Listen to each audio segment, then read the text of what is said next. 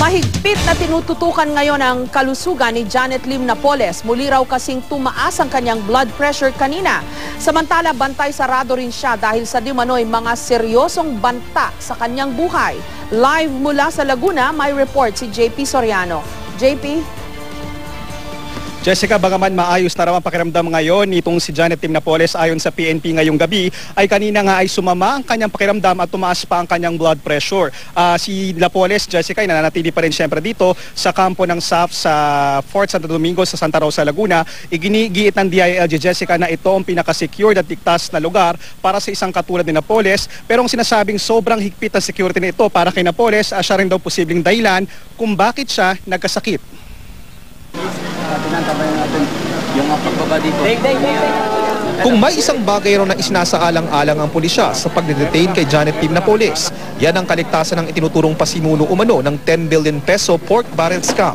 Mismong Malacanang na nga ang nagsabi, sumuko si Napoles dahil sa banta sa kanyang buhay, pero hindi pa idinidetalye kung sino ang mga nasa likod ng pagbabanta.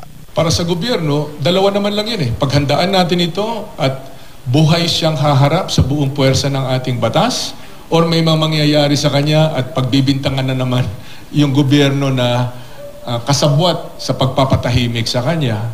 Bukas din daw si Rojas sa mungkahing sa Fort Santo Domingo na lang litisin si Napoles, imbis na sa Makati Regional Trial Court.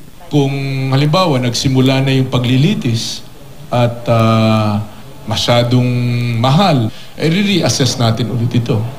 Seryoso raw talaga ang banta kay Napoles, kaya may food taster na rin siya. Ang kanyang bahay piitan, may mga rehas ang pinto, bintana, pati na ang kisame. Ang cyclone wire na nakapalibot, 2 layer pa, ni hindi nga raw lumalabas si Napoles para magpaaraw. May mga kasalukuyan ng mga barriers or mga pader na siyang maglilimita sa kanyang threats or sa kanyang movement. No? Pero mga pader daw na pumuprotekta kay Napoles, ang siya namang nagiging sanhi di umano ng kanyang pagkakasakit. Claustrophobic daw kasi si Ginang Napoles. Ibig sabihin, meron siyang di maipaliwanag na takot sa masikip na espasyo. Ito raw ang naging dahilan kung bakit tumaas ang kanyang blood pressure at bumagsak ang kanyang sugar level kahapon. Muli na naman daw siyang nagka-alta presyon kaninang umaga. Umabot daw sa 200/130 ang kanyang BP. Matapos daw siyang painumin ng gamot, bumaba na ang kanyang BP sa 140/80. Nagsampa naman daw ng isa pang mosyon ang kampo ni Napoles, kaugnay ng kaso niyang serious illegal detention sa whistleblower na si Ben Harluy. Ayon sa mosyon, hindi raw masyadong naipaliwanag ng korte ang kaso, kaya hindi raw naipagtanggol ni Napoles ang sarili. Sa Biyernes nakatakdang dinggin ang naturang mosyon ng kampo ni Napoles. Jessica, sa latest text na nakuha natin mula sa PNP, sa kabuuan ngayong araw ay nagkaroon ng 7 bisita si Janet Lim Napoles dito sa kanyang piitan sa kampo ng SAF at ilan nga raw dito ang kanyang mga abogado and the rest ay ang kanyang mga kaanak, kabilang ng kanyang asawa, isang anak at pinsan.